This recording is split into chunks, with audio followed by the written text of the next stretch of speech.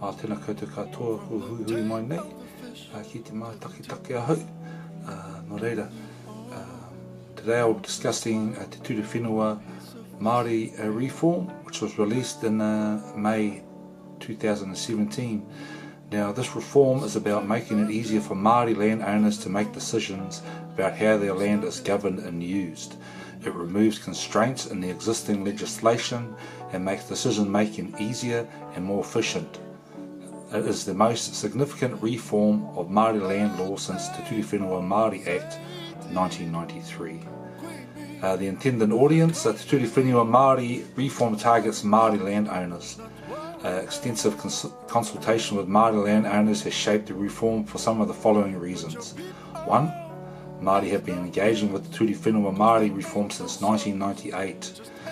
Many Māori landowners, trustees and whānau have supported the reform over that period. This reform was created to address a taonga tuku iho, ensuring Māori land is retained for future generations. Mana motu haki, more autonomy to make decisions, and whakawhanaki, better support to develop land. Māori landowners are asking for more support and fewer barriers. The bill will change the law to address this concern, and already the Whenua Māori Fund is one way of providing Māori landowners support. 2. To make Māori land harder to alienate. One of the main principles underpinning the reform is the principle of taonga tuku iho, ensuring land is retained for the benefit of future generations. The bill makes it harder to sell whenua Māori. At present, Māori freehold land can be transferred into general title with 75% support from all shareholders. Under the bill, this remains the minimum requirement, but owners can choose to increase the threshold up to 100%. This would make sale virtually impossible. The bill prevents the sale of Māori customary land, whenua tāpui, or land converted to collective ownership.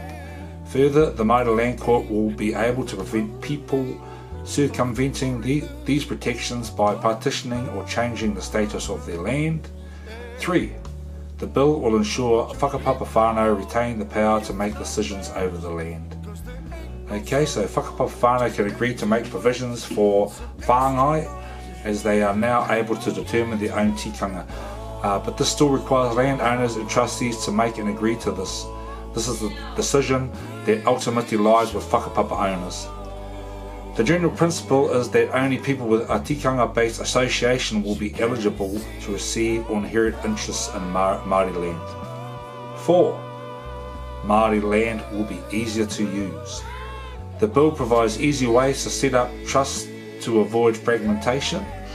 The reform provides a fairer system of rating Māori land, which addresses one of the major barriers to owners using their land.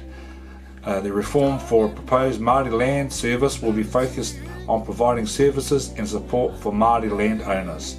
The Whenua Māori Fund, initiated as part of this reform, already helps whānau, trustees and Māori landowners to explore new options for the use of their land. All landowners will have the opportunity to take part in decision making about their land. That's number 5, sorry. Owners living away from the land can participate in the decision making remotely, e.g. internet. Selling, disposing or changing the status of land needs 75% support of all landowners, not just owners who choose to take part, as well as approval by the Māori Land Court. 6. Māori Land Court cannot be taken, Māori land cannot be taken for unpaid rates. So the bill maintains that Māori land cannot be taken for unpaid rates. It gives councils the ability to non-rate unused Māori land, and gives councils the ability to write off rates arrears on unused Māori land. This is for all Māori land, customary and freehold. Number 7. The bill confirms the status of the Māori Land Court as a judicial body. Okay, so the status of the Māori Land Court as a court of law will be enhanced by having an act of its own and having its jurisdiction extended to legal matters under a number of other acts when Māori land is involved. The previous act did not contain a dispute resolution mechanism and resulted in the Māori Land Court spending much of its time on administration instead of legal judicial issues. The bill provides clarity in terms of provisions for Māori land register, dispute resolution processes and registering owners' decision making. The proposed Māori Land Service will deliver these services. The judges of the Māori Land Court will continue to be appointed on the advice of the Minister for Māori Development after consultation with the Attorney General. Number 8. The bill aims to ensure Māori land owners can seek legal redress from the Māori Land Court. So the Māori Land Service is a service provider, not a decision maker. If an error is made in the register, it can be considered by the Māori Land Court Chief Judge, and if it's incorrect, it can be corrected. If a dispute arises over anything submitted to the MLS will not make decisions. These will be referred to the Dispute Resolution Service or to the Māori Land Court. 9. Māori land records will not be handed to Land Information New Zealand or LINZ. LINZ is providing the IT infrastructure that delivers the Māori Land Register. This information will not reside with LINZ, it will be held by the proposed Māori Land Service. Question 3. Who is involved in the policy process? While there's a Māori Land Tenure Review Group, there is Te Puni Kōkiri, there is an independent panel of experts was established to review the Ture Whenua Māori Act.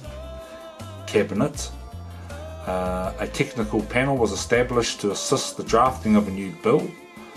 Māori land owners, whānau and trustees, Ministers for Māori Development, the Honourable Te Urua Flavel, Whenua Māori Ministerial Advisory Group, Māori Leadership Group representatives, Māori Land Court judges.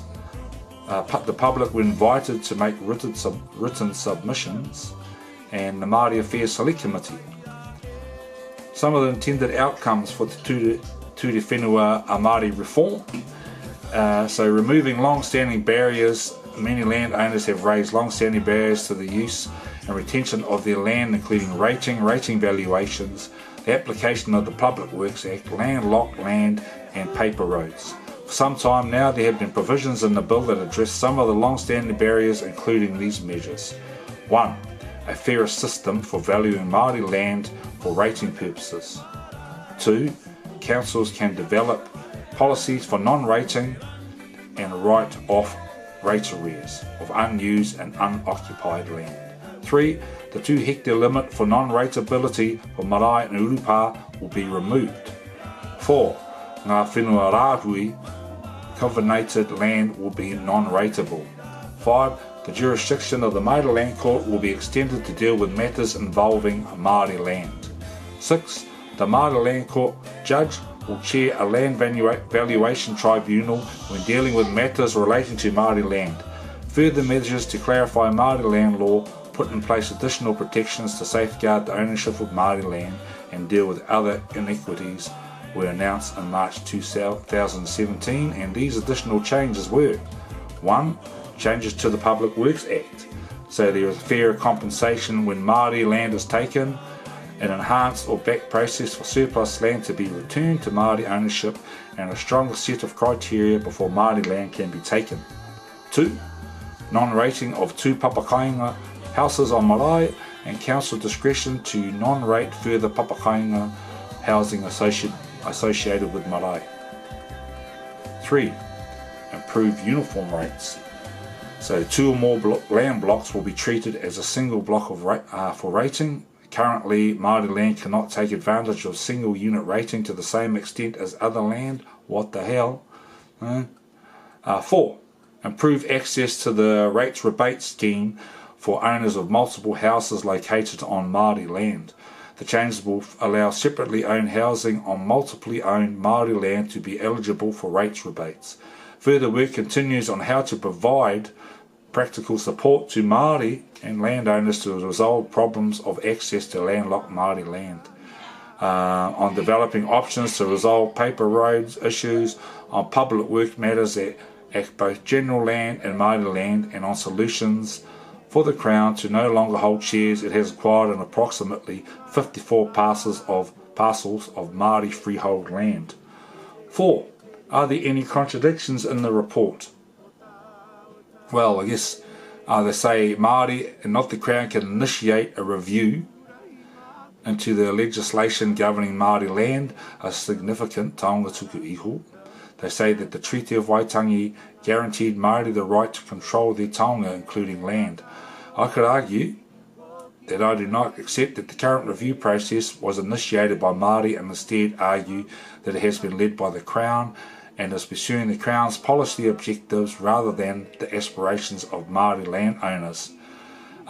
Says also that the Crown's approach to the current review and reform in which Māori have been introduced to stakeholder status is inconsistent with the treaty's guarantee of tino rangatiratanga.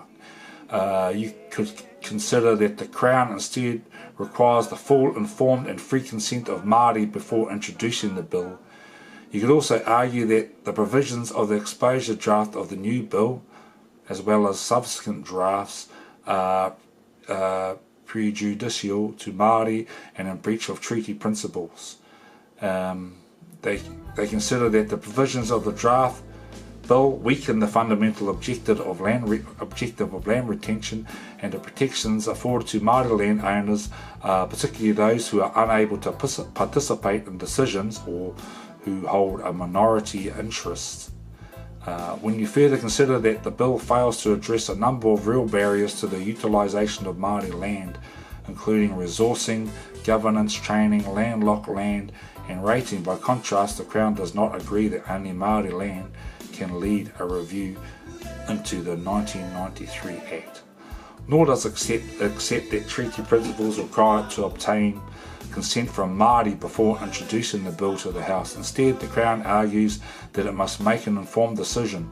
In these circumstances, where Māori land is a central issue, the Crown accepts that robust consultation is required in order for it to make such an informed decision. The Crown considers that the current review process was Māori instigated and responded to concerns expressed by Māori with the operation of the 1993 Act over the last 20 years. As for the draft itself, the Crown says that it is treaty compliant and that its provisions are the results of extensive consultation with Māori. The bill's two central reforms, the Participating Owners Manual and the new governance models, are intended to enhance owner autonomy while also facilitating greater utilisation of Māori land. The Crown considers that the new bill offers at least the same and in some cases greater protections against alienation as the 1993 Act. An analysis of the recommendations, I'm going to start with recommendation 1 and work my way through them all, right down to 9, okay? So, number 1 was a fairer system for valuing Māori land for rating purposes.